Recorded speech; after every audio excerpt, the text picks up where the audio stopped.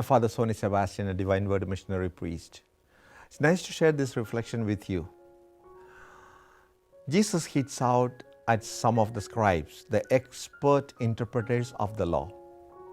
They felt that they are expected to be perfect models of that law down to its smallest details.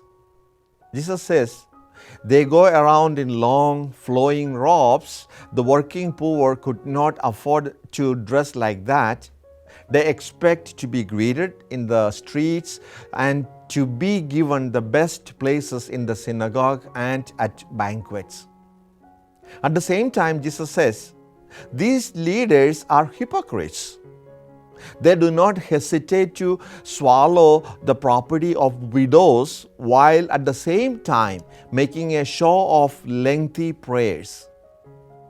They were the opposite of everything that Jesus was proposing as the way to love and serve God. They emphasized the external appearances rather than the inner spirit. They were concerned about being served rather than serving others.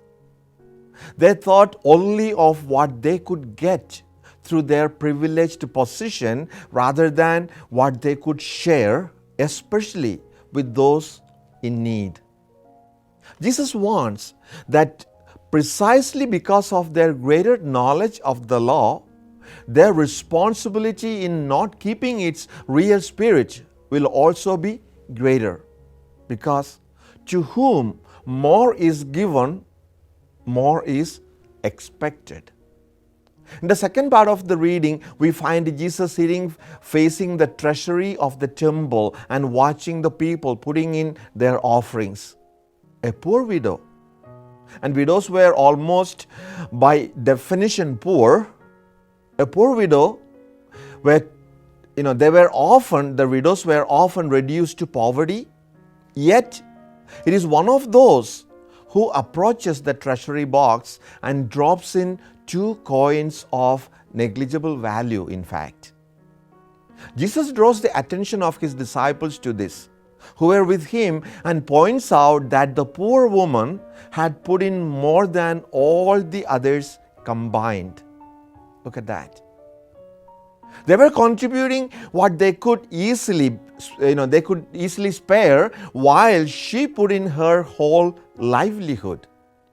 It was an act of total trust in God's providence and care for her.